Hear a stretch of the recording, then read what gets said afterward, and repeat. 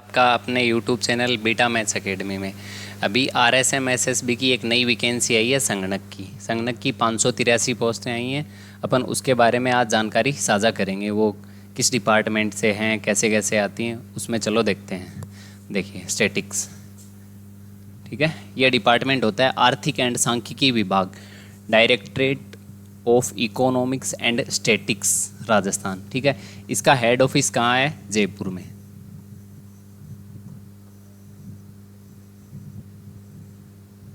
जयपुर में, ठीक है, इसका हेड ऑफिस है जयपुर में।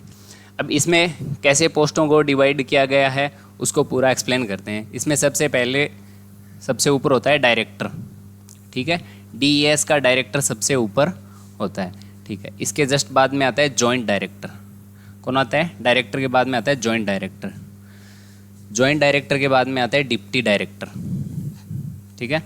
सबसे पहले आता है डायरेक्टर, फिर जॉइंट डायरेक्टर, फिर है डिप्टी डायरेक्टर, और इसके बाद में आता है असिस्टेंट डायरेक्टर। सबसे पहले डायरेक्टर, फिर जॉइंट डायरेक्टर, फिर डिप्टी डायरेक्टर, फिर आता है असिस्टेंट डायरेक्टर। इन चारों पोस्टों के लिए कोई भी पेपर नहीं होता, ये सारी पोस्टें प्रमोशन से भरी जाती हैं। इसके नीचे जो भी पोस्टें आती हैं उससे आपके द्वार खुलते हैं, ठीक है।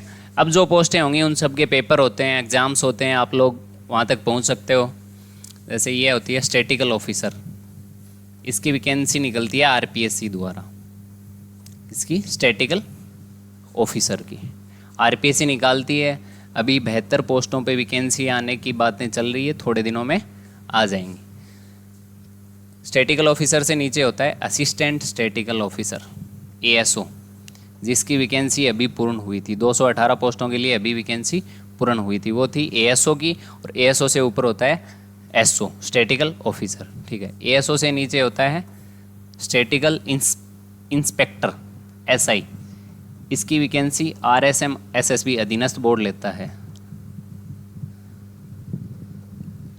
इसकी वैकेंसी अधीनस्थ बोर्ड द्वारा ली जाती है। और इसके नीचे होता है कंप्यूटर संगणक, जिसकी 583 वैकेंसी अभी आई हुई हैं। टोटल कितनी पोस्टें आई हुई हैं? 583, काफ़ी पोस्टें हैं। अब देखो, ये जो 4 एग्ज़ाम होते हैं, SO, ASO, SI और संगणक, इन सब में स्टैटिक्स का पार्ट आता है 30%। स्टैटिक्स का टोटल 30% पार्ट आता है, ठीक। तो आज हम स्टैटिक्स यहाँ से बेसिक से शुरू करते हैं, इस 30% को कवर करने के लिए, ठीक है।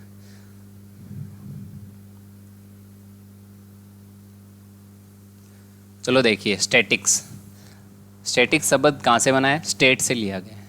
स्टैटिक्स शब्द मूल रूप से स्टेट से बना है, ठीक है। जैसे एक स्टेट की आपको स्टैटिक्स बनानी है तो उसी से वो वर्ड लिया गया है, स्टैटिक्स, ठीक है। जैसे अलग अलग देशों में स्टैटिक्स को अलग अलग नाम से बोला जाता है। इटली में स्टैटिस्टा बोलते हैं। इटली में क्या बोलते हैं? स्टैटिस्टा।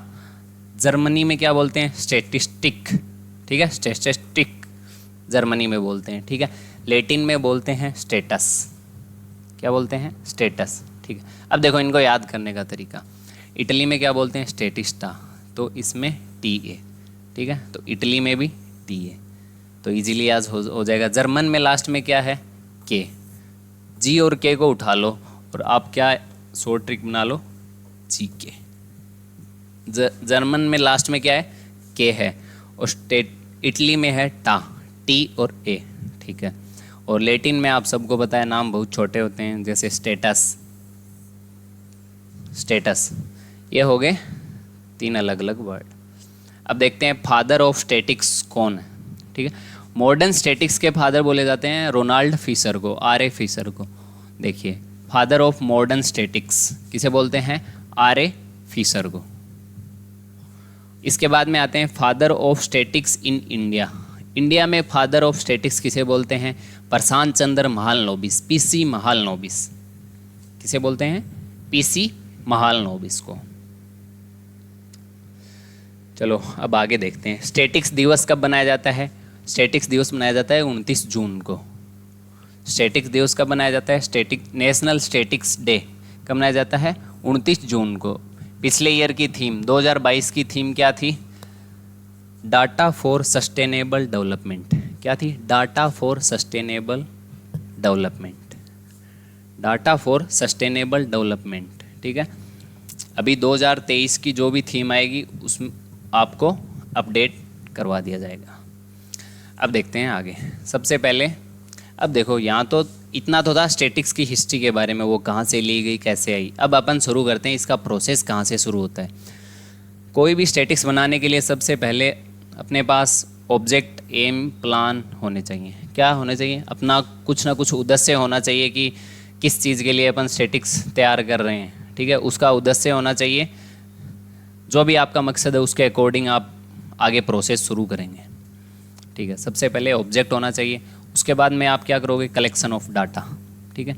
जो भी आपका ऑब्जेक्ट है, एम है, उसके अकॉर्डिंग आप डाटा का कलेक्शन करेंगे, ठीक है।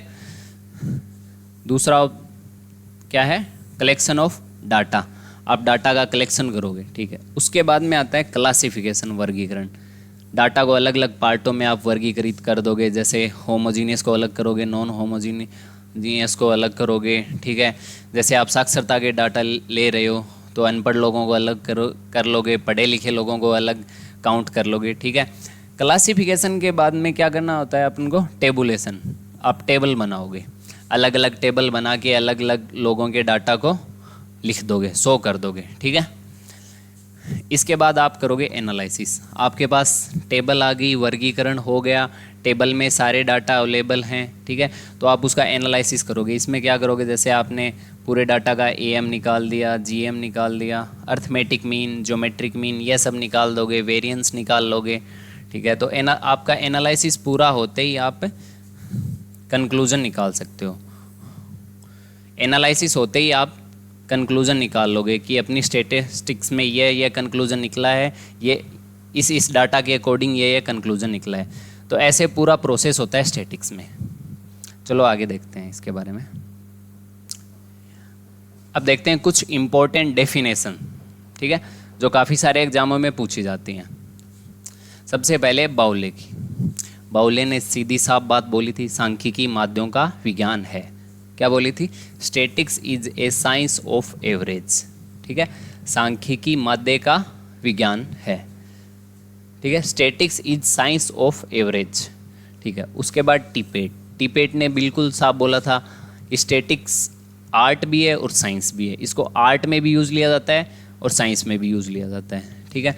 तो statics is both science and art. सांख्यिकी एक कला और विज्ञान दोनों है, ठीक है।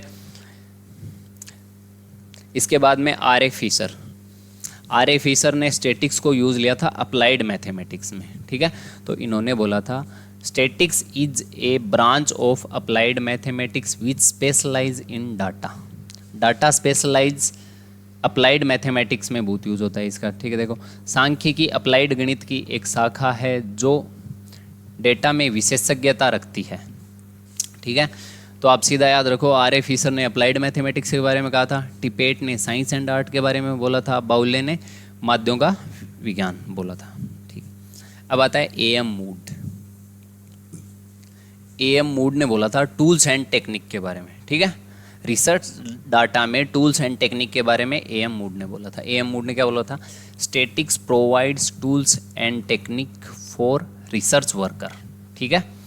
इन्होंने देखो, सांख्यिकी अनुसंधानकर्ताओं के लिए उपकरण और तकनीक प्रदान करती है। सांख्यिकी अनुसंधानकर्ताओं के लिए उपकरण और तकनीक प्रदान करती है। यह बात किसने कही थी? मूड ने। अब देखो, मूड का शॉर्ट याद रख लो आप, मूड ने सीधा टूल्स एंड टेक्निक, ठीक है। डिसरेली ने बोला था there are 3 kind of lies, demand lies and statistics, ठीक है। डिसरेली ने साफ बोला था झूठ 3 प्रकार के होते हैं। एक तो वो झूठ जो आप लोग बोलते हो, एक होता है मांग झूठ और तीसरा होता है डाटा, ठीक है। इन्होंने बताया था कि डाटा पेवर करेक्ट नहीं होते, इसमें झूठ छुपी रहती है, 100% करेक्ट नहीं होते, इसमें कहीं ना कहीं झूठ छुपी रहती है। इसके बाद ह्यूज, इन्होंने बोला था कि यदि आपने एक अच्छी प्रश्नावली तैयार कर ली, डाटा के बढ़िया बढ़िया क्वेश्चन लिख के एक अच्छी प्रश्नावली तैयार कर ली, तो आप आधा युद्ध जीत चुके हो। यदि आपकी पर्सनालिटी अच्छी है तो आप आधा युद्ध जीत चुके हो। इन्होंने बोला था designing of an appropriate question answer it self win half the battle.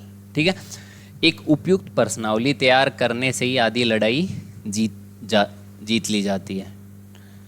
ठीक है, इसके बाद है यूल और केंडाल। इन्होंने बोला था कि statics is not a science, it is scientific method. ठीक है, यूल और केंडाल ने क्या बोला था कि ये एक साइंटिफिक मेथड है, ना कि ओनली एक साइंस है। ठीक है, अब चलो बस इतनी डेफिनेशन थी, सबको एक बार वापस देख लेते हैं। सबसे पहले कौन था? बाउले। सबसे पहले एल बाउले। बाउले ने क्या कहा था? माध्ययों का विज्ञान है, सांख्यिकी माध्य का विज्ञान है। ठीक है, टिपेट ने क्या कहा था? सांख्यिकी कला और विज्ञान दोनों है। ठीक है, आर ए फिशर ने क्या कहा था? आर ए फिशर ने बोला था कि सांख्यिकी अप्लाइड मैथमेटिक्स का पार्ट है। ठीक है, अप्लाइड मैथमेटिक्स के बारे में बोलता है। Statistics is a branch of applied mathematics which specialise in data. ठीक है, इसके बाद ए एम मूड्स ने रिसर्च वर्करों के लिए टूल्स एंड टेक्निक को बताया था स्टैटिक्स को। ठीक है, statics provides tools and technique for research worker. ठीक है, ए एम मूड के बाद में है डिसरेली। डिसरेली ने कहा था झूठ 3 प्रकार के होते हैं, एक झूठ जो आप बोलते हो, दूसरा मांग झूठ, तीसरा होता है डाटा। डाटा में झूठ छिपा रहता है, इनका कहने का मतलब यही था। फिर है एच ए ह्यूज। इन्होंने कहा था कि आपने यदि एक अच्छी पर्सनालिटी तैयार कर ली है तो आपने आधी लड़ाई जीत चुके हो। इसके बाद यूल और केंडाल ने बोला था statistics is not a science, कि वो एक साइंस नहीं है, साइंटिफिक मेथड है। इसके बाद सांख्यिकी की कुछ प्रॉपर्टी हैं छोटी, वो देखते हैं। सांख्यिकी कोई विज्ञान नहीं है, ये एक वैज्ञानिक पद्धति है, तो उन्होंने बोल ही दिया था यूल और केंडाल ने। अब आगे देखते हैं। देखो, सांख्यिकी शब्द है उसको एक वचन और बहुवचन दोनों में काम में लिया जाता है। ठीक है, सांख्यिकी शब्द का प्रयोग एक वचन व बहुवचन दोनों के लिए किया जाता है। और एक बार टिबेट ने कही थी साइंस एंड आर्ट्स दोनों में यूज किया जाता है। तो आपके पास 4 होगी, एक वचन, बहुवचन, साइंस एंड आर्ट्स। ठीक है, statistical deals are quantitative information. Statistical deals में हमें हमेशा क्वांटिटिव इंफॉर्मेशन मिलती है। ठीक है, कौन सी इंफॉर्मेशन मिलती है? Quantitative information. आगे देखते हैं। Statistical result are not absolute correct.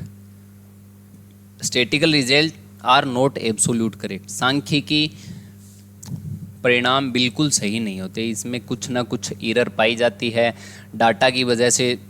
जैसे जितना भी डाटा होता है वो पूरा करेक्ट तो होता नहीं है, तो इसकी वजह से कुछ ना कुछ एरर उसमें आ जाती है। स्टैटिकल एरर, तो एरर आ जाती है तो अपन स्टैटिकल एरर निकालते हैं। एक तो होती है एक्चुअल वैल्यू, ठीक है, उसमें से अपन एस्टिमेटेड वैल्यू निकाल देते हैं।